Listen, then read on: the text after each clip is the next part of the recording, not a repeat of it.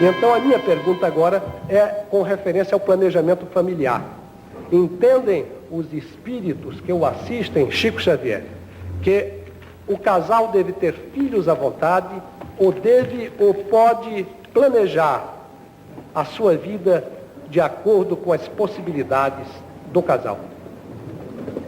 Antes de mais nada, repito, tem pelo menos 10 perguntas no mesmo sentido, de telespectador. Allan Kardec, em O Livro dos Espíritos, afirma que não devemos, queremos estar traduzindo o pensamento do codificador, não devemos controlar as ocorrências da natalidade enquanto essas ocorrências não perturbam os mecanismos da natureza. Diante da vida de hoje, a pergunta de Sua Excelência, o deputado Dr. Freitas Nobre, é uma pergunta muito válida, porquanto nós nos encaminhamos cada vez mais para uma participação sempre mais ampla do Estado na assistência à família e muito particularmente à criança, em vista dos problemas que a criação de alguém que chega à Terra envolve na atualidade. Precisamos solucionar muitas questões de assistência, de instrução, de manutenção, de orientação no lar e no grupo social e, portanto, o casal tem direito, perante as leis divinas, a considerar as suas possibilidades. E muito melhor considerar essas possibilidades do que entrarmos pela perpetração do delito do aborto, de vez que o aborto traz consequências ruinosas, claramente deploráveis no corpo espiritual da criatura. Sua Excelência, o nosso deputado Dr. Freitas Nobre, se refere à auréola dos santos, que, sem dúvida, é constituída por emanações sublimes do estado de elevação em que o espírito dos heróis santificados do cristianismo se encontram. Mas, em contraposição, temos as criaturas que no mundo espiritual inferior se encontram num campo de sombras, às vezes quase que absolutas. Em 1936, conhecemos uma senhora amiga que praticou diversas vezes o aborto. Não era uma criatura perversa, mas entendia que estava agindo bem.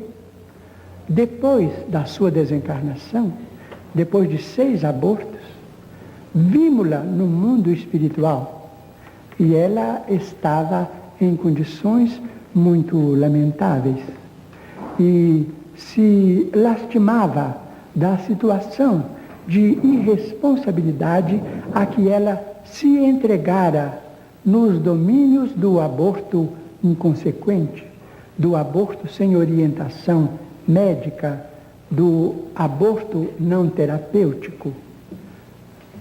Em companhia de amigos espirituais, então perguntei pelo caso dela e eles nos disseram que ela se reencarnaria dentro de pouco tempo. Realmente, logo depois de 1942, ela reencarnava. E, ultimamente, encontramos essa mesma senhora reencarnada no campo de nossas relações.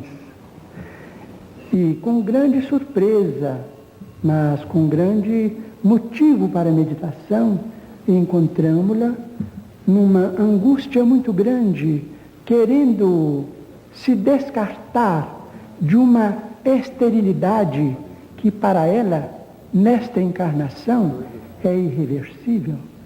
Perguntei ao nosso amigo André Luiz, e ele então me disse que, de fato, nesta vida, ela, pelo anseio de ser mãe, ela vai reconstituir os seus órgãos genésicos para ser mãe em vida próxima.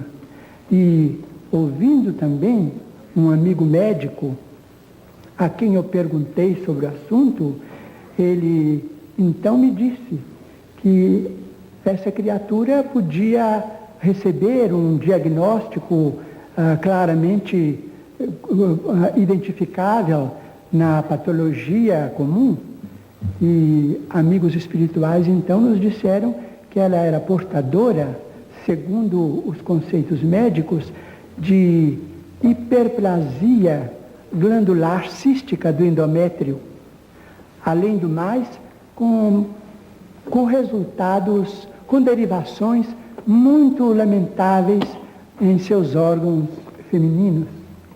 De modo que a vida no lar,